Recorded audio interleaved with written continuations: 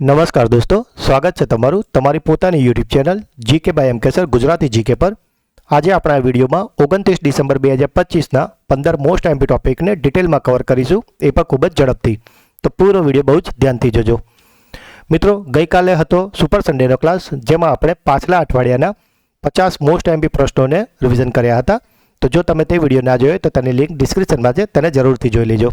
અને મિત્રો, તમે આ ચેનલના વિડીયોને દરરોજ ફોલો કરો છો તો તમારી તમામ સરકારી સ્પર્ધાત્મક પરીક્ષાઓ જેવી કે પોલીસ, તલાટી, clerk, banking, STA, DYSO, TET, TAT જેવી તમામ જીપીએસસી અને ગૌણ સૈનિક સ્પર્ધાત્મક પરીક્ષામાં આ ચેનલ તમને ખૂબ જ ઉપયોગી થશે।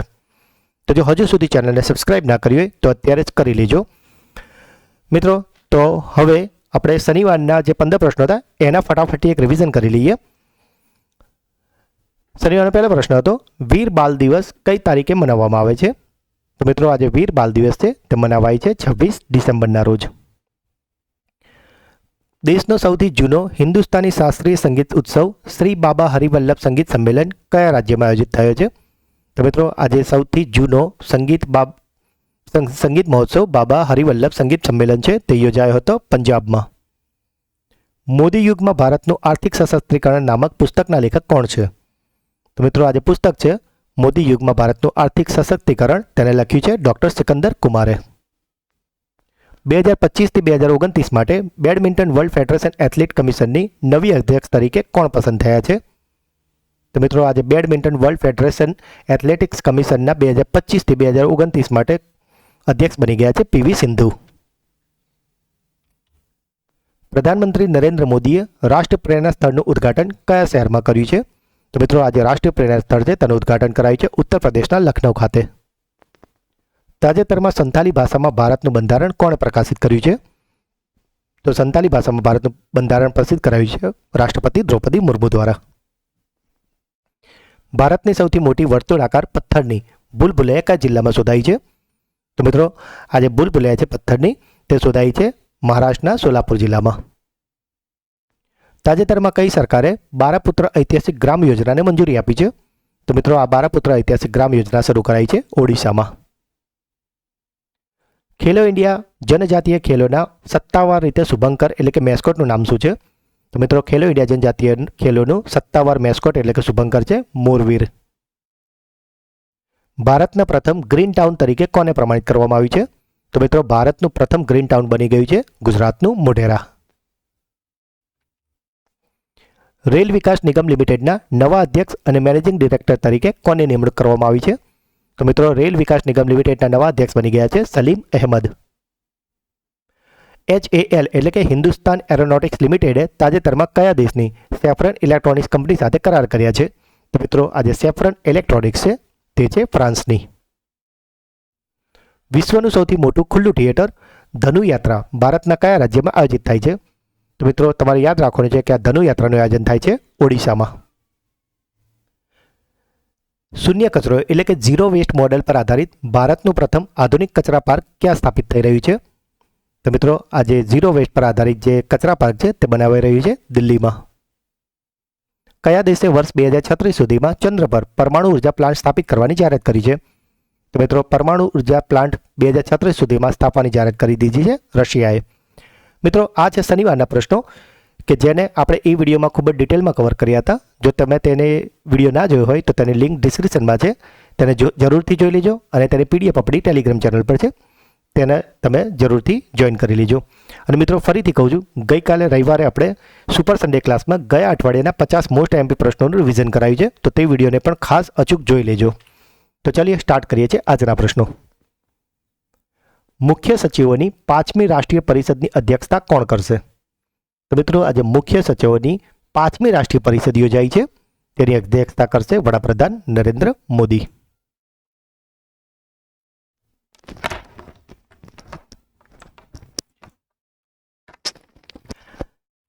3 દિવસીય કોન્ફરન્સ 26મી ડિસેમ્બરે શરૂ થઈ હતી, જેમાં પ્રધાનમંત્રી 27મી અને 28મી ડિસેમ્બર 2025ના રોજ સત્રોની અધ્યક્ષતા કરી રહ્યા હતા। આ પરિષદ નવી દિલ્હીમાં યોજાઈ રહી છે અને તેની થીમ છે વિકસિત ભારત માટે માનવ મૂડી। અને આનો ઉદ્દેશ્ય કેન્દ્ર અને રાજ્યો વચ્ચેની ભાગીદારીને મજબૂત કરવાનો અને દેશની માનવ મૂડીની ક્ષમતા વધારીને સમાવેશી વિકાસ માટે રોડમેપ બનાવવાનો છે। કયા ક્રિકેટરને પ્રધાનમંત્રી રાષ્ટ્રીય બાલ પુરસ્કાર 2025 એનાયત કરવામાં આવ્યો છે? તો મિત્રો આજે રાષ્ટ્રીય બાલ પુરસ્કાર 2025 હતા તે અપાયા છે વૈભવ સૂર્યવંશીને અને તે રાષ્ટ્રપતિ દ્રૌપદી મુર્મુ દ્વારા આપવામાં આવ્યા હતા. અટલ કેન્ટીન યોજનાનું ઉદ્ઘાટન ક્યાં કરવામાં આવ્યું છે? તો મિત્રો આજે અટલ કેન્ટીન છે કે જેનું ઉદ્ઘાટન હાલમાં જ કરાયું છે દિલ્હી ખાતે. તેનું ઉદ્ઘાટન દિલ્હીના મુખ્યમંત્રી રેખા ગુપ્તા દ્વારા કરાયું હતું અને જોડે મનોહરલાલ ખટ્ટરજી પણ હતા, જેમને આપ ઇમેજમાં જોઈ શક્યા છો. મિત્રો હાલમાં અત્યારે આવી 45 અટલ કેન્ટીન ચાલુ કરવામાં આવી છે અને 100 કેન્ટીન ચાલુ કરવાનો આવો લક્ષ્ય છે. અને મિત્રો આ અટલ કેન્ટીનની ખાસિયત એ છે કે આ યોજના હેઠળ માત્ર 5 રૂપિયામાં સંપૂર્ણ પૌષ્ટિક પ્લેટ આપવામાં આવે છે. તાજેતરમાં ચર્ચામાં આવેલ બેઝમિયન જ્વાળામુખી કયા દેશમાં સ્થિત છે? તો મિત્રો આજે બેઝમિયન જ્વાળામુખી છે કે જેમાં હાલમાં જ 10 થી 15 કિલોમીટર ઊંચી જેટલી રાખના ફુવારા ઉડ્યા હતા અને તે આવેલી છે રશિયામાં. આ મોસ્ટ આઈએમપી પ્રશ્ન છે મિત્રો. ડિસેમ્બર 2025માં 33 વર્ષ પછી ફરીથી કયા રાજ્યને સત્તાવાર રીતે ટાઈગર સ્ટેટનો દરજ્જો મળ્યો છે?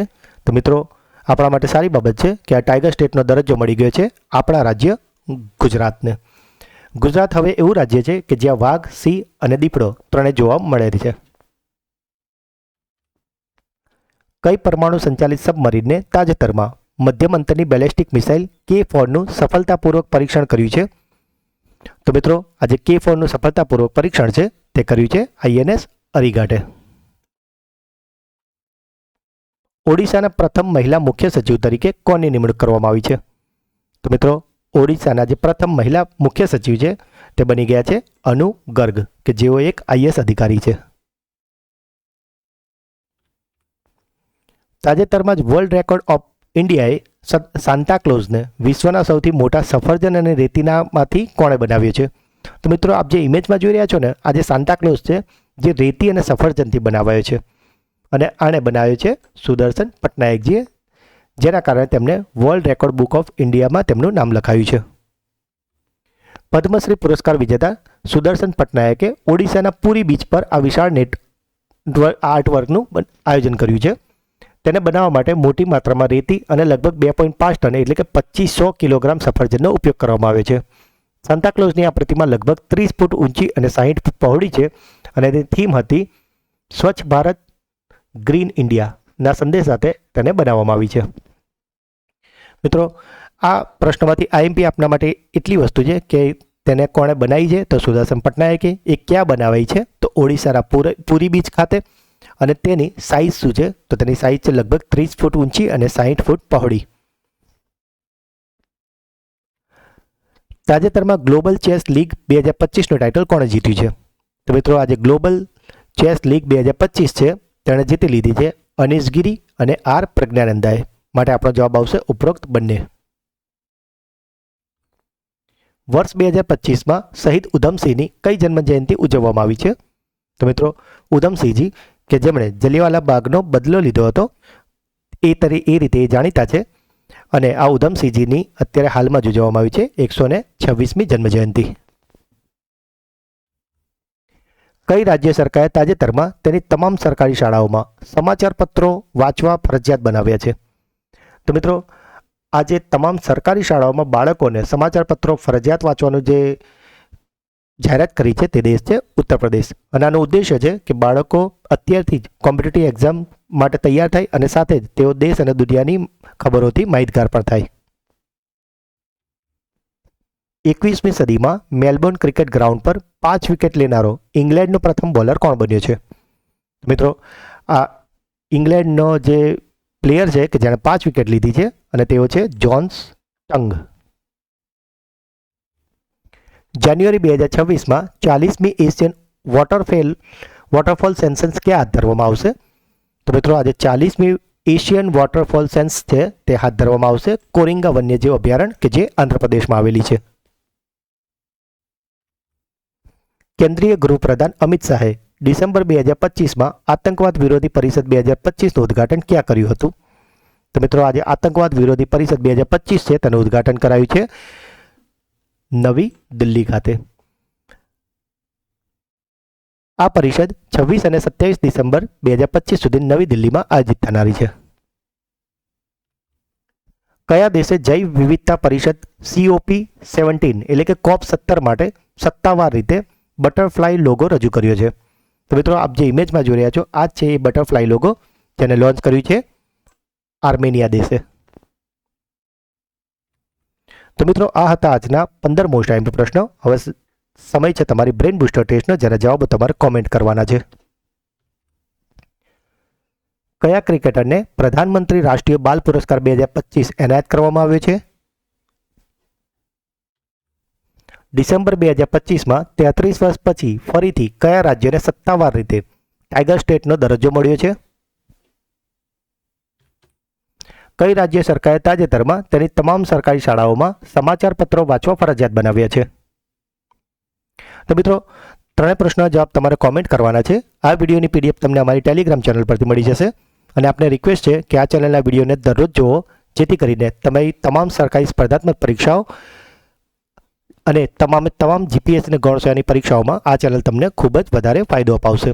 કારણ કે રોજના નાના નાના પ્રયત્નો જ એક દિવસ મોટી જીત અપાવે છે. તો મિત્રો જો આપને વિડીયો ગમ્યો હોય તો તેને લાઇક કરો, જે પણ પ્રશ્ન પૂછવામાં આવે છે કે તમારો કોઈ ડાઉટ છે તો તેને કોમેન્ટ કરો, વિડીયોને વધારેમાં વધારે તમારા WhatsApp, Telegram તમામ મિત્રોમાં શેર કરો અને જો હજુ સુધી ચેનલને સબસ્ક્રાઇબ ના કરી હોય તો પ્લીઝ અત્યારે જ કરી લેજો. તો મળીએ છીએ એક નવા વિડીયોમાં. ત્યાં સુધી ભણતા રહો, આગળ વધતા રહો. જય હિન્દ, જય ભારત, જય ગુજરાત.